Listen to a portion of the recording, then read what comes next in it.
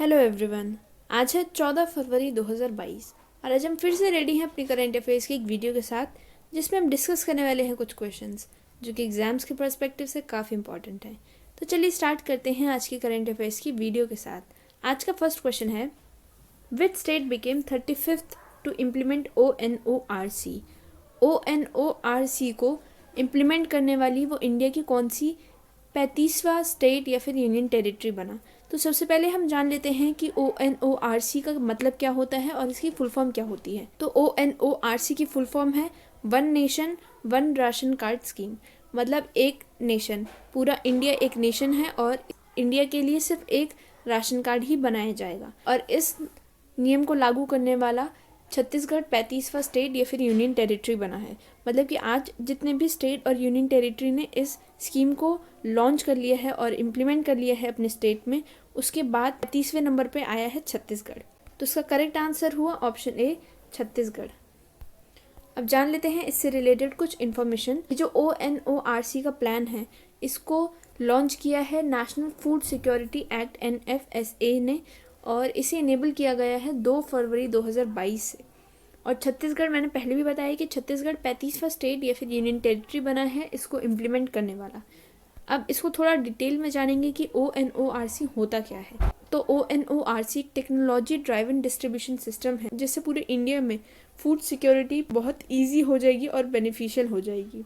अब next question number 2, who is the author of book golden boy Neeraj Chopra? फिर से नीरज चोपड़ा पर एक बुक लिखी गई है जिसका नाम है गोल्डन बॉय नीरज चोपड़ा। तो इसे किसने लिखा? इसका करेक्ट आंसर है ऑप्शन बी, नवदीप गिल। नवदीप गिल ने Tokyo Olympics 2021 gold medalist Neeraj Chopra पर एक बायोग्राफी लिखी है और उसका नाम रखा गया है गोल्डन बॉय नीरज चोपड़ा। और इसे लॉन्च किया है पंजाब कला परिषद के चेयरपर्सन और पंजाबी साहित्य अकेडमी के प्रेसिडेंट लखविंदर सिंह ने। और इसे माना गया है इनकी 7वीं बुक। मतलब जो नवदीप गिल हैं जिन्होंने ये बुक लिखी है, ये इनकी 7वीं बुक है। और ये 7वीं बुक ऐसे मानी गई है क्योंकि इन्होंने इस बुक से पहले 6 बुक को डेडिकेट किया है टू स्पोर्ट्स और टू स्पोर्ट पर्सन्स। और इस बुक के बारे में जानेंगे ब्रीफ से। तो इसमें टोटल 72 पेज है, मतलब कि 72 पेजेस हैं। और ये नीरज चोपड़ा की पास्ट की हिस्ट्री से लेकर नीरज चोपड़ा के प्रेजेंट के अचीवमेंट्स तक को कवर करती है, जो कि ओलंपिक्स में देखा गया। अब next question number 3, who became first female president of Honduras? Honduras की फर्स्ट फीमेल प्रेसिडेंट कौन बनी? तो इसका करेक्ट आंसर है option C, Xiomara Castro. Xiomara Castro Honduras की पहली महिला प्रेसिडेंट बनी है। मतलब कि इससे पहले कोई भी फीमेल प्रेसिडेंट नहीं बना था, हमेशा मेल ही बनते आ रहे थे। तो इस स्टीरियोटाइप को तोड़ते हुए शियोमारा कास्ट्रो पहली फीमेल प्रेसिडेंट बनी है। और इन्होंने ये वादा लिया है, मतलब कि होंडुरस से एक वादा भी किया है कि उनके सत्ता में आने के बाद जो होंडुरस में क्राइम है और जो पॉवर्टी है उसे कम करके होंडुरस को एक सोशलिस्ट और डेमोक्रेटिक स्टेट बना दिया जाएगा। शियोमारा कास्ट्रो, जिनकी एज है 62, उन्होंने ओथ ली है एट मैसिव सेरेमनी जो कि अटेंड की गई थी बाय इंटरनेशनल डिग्निटरीज। अब next question number 4, who is the author of book fearless governance? Fearless governance एक बुक है, इसके ऑथर कौन है? तो इसका करेक्ट आंसर है option D, Kiran Bedi. Fearless governance जिसे लॉन्च किया है इंदिरा नूई और प्रोफेसर देबाशीष चैटर्जी ने, जो कि अपने आप में ही एक अनोखी बुक है। और ये अनोखी बुक इसलिए है क्योंकि इसमें एक QR कोड गिवन है और वो जो QR कोड है उसको एक्सेस करने के बाद, मतलब कि उसको स्कैन करने के बाद जो भी रीडर है वो लाइव फोटोज़ और वीडियोज़ भी पा सकेगा उस बुक से रिलेटेड। और अब इस बुक के बारे में जानते हैं। तो जैसे कि मैंने पहले बताया कि इस बुक को लिखा है किरण बेदी ने, जो कि पुडुचेरी की 24वीं लेफ्टिनेंट गवर्नर थी।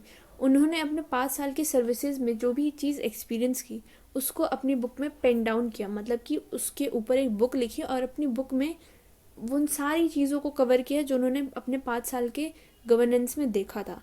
और उसी पर काम करते हुए उन्होंने इस बुक का नाम रख दिया फियरलेस गवर्नेंस। अब next question number 5, which state is going to install 4000 telecom towers in its states?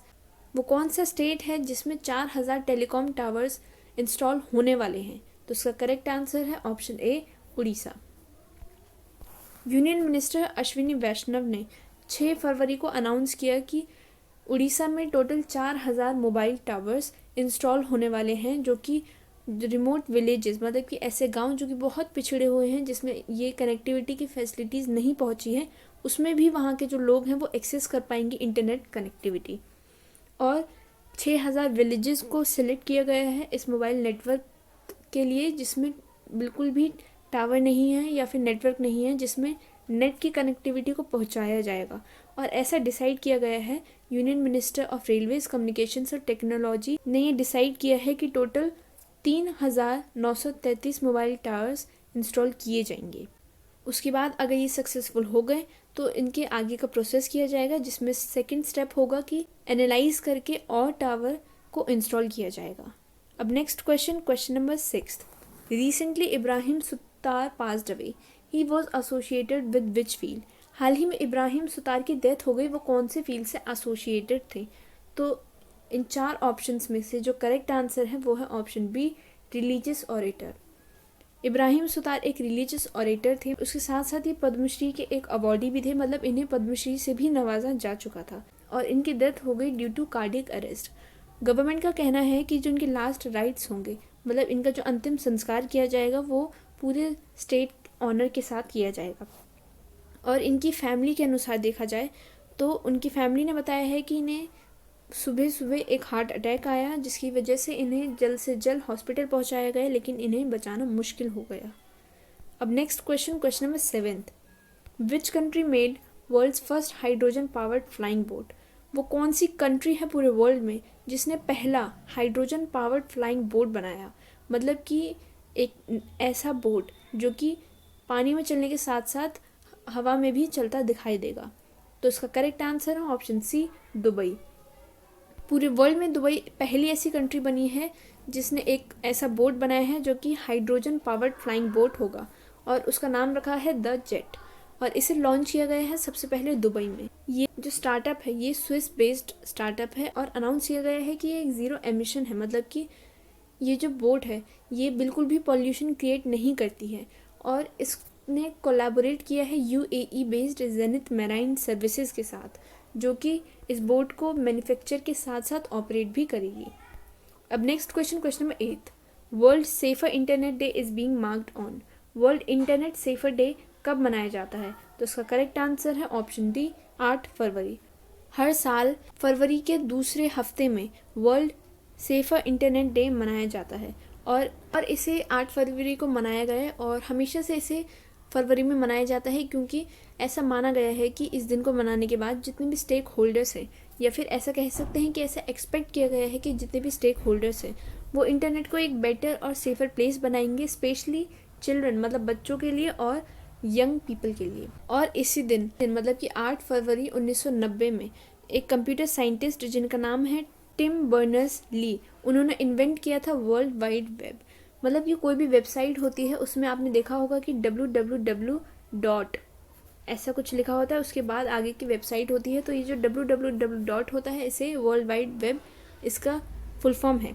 तो इसे इन्वेंट किया था टिम बर्नर्स ली ने, जो कि कंप्यूटर साइंटिस्ट थे।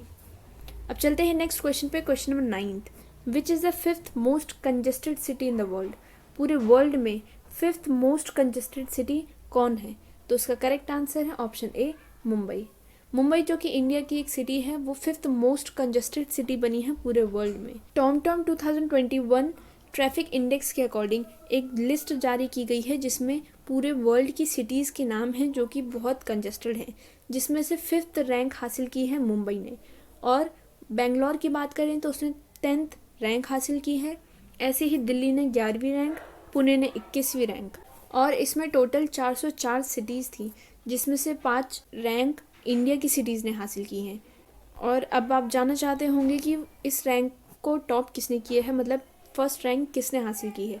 तो फर्स्ट रैंक हासिल की है इस्तांबुल टर्की सिटी ने, मतलब टर्की की एक सिटी है इस्तांबुल, उसने इस लिस्ट को टॉप किया है। मतलब पूरे वर्ल्ड में जो सबसे ज़्यादा कंजेस्टेड सिटी है वो है इस्तांबुल। अब कंजेस्टेड से क्या मतलब है? कंजेस्टेड मतलब एक छोटे से एरिया में बहुत सारे लोग जब रहते हैं तो उसे बोला जाता है कंजेस्टेड एरिया। तो इस्तांबुल सबसे ज़्यादा कंजस्टेड सिटी है पूरे वर्ल्ड में, जबकि इंडिया से देखा जाए तो 5th रैंक हासिल की है मुंबई ने। मतलब मुंबई पूरे इंडिया की कंजस्टेड सिटी भी मानी जाएगी। अब आज का last question, question number 10th, which documentary got nominated for academy awards. Academy awards के लिए कौन सी डॉक्यूमेंट्री नॉमिनेट हुई? तो उसका करेक्ट आंसर है option B, writing with fire. एक डॉक्यूमेंट्री है, इंडिया की एक डॉक्यूमेंट्री है जिसका नाम है राइटिंग विद फायर। हाल ही में इसे 8 फरवरी 2022 को नॉमिनेट किया गया है फॉर अकेडमी अवार्ड्स। ये बेस्ट डॉक्यूमेंट्री फीचर कैटेगरी में नॉमिनेट हुई है और ये इंडिया की ऐसी पहली फीचर डॉक्यूमेंट्री बनी है जो कि नॉमिनेट हुई। इसके डायरेक्टर हैं सुष्मित घोष और रिंटू थॉमस। अब इस डॉक्यूमेंट्री फिल्म के बारे में बता दें तो ये फिल्म नरेट करती है जर्नलिस्ट की स्टोरी। मतलब इस फिल्म में बताया गया है कि कैसे एक न्यूज़पेपर जिसका नाम है खबर लहरिया, उसके पीछे दलित वुमेन का रोल है। मतलब कि एक न्यूज़पेपर है खबर लहरिया और उस न्यूज़पेपर को संभालती हैं दलित वुमेन। तो ये थी आज के करंट अफेयर्स की वीडियो। अगर आपको ये वीडियो अच्छी लगे तो लाइक करें, शेयर करें और चैनल को सब्सक्राइब करें। Thank you.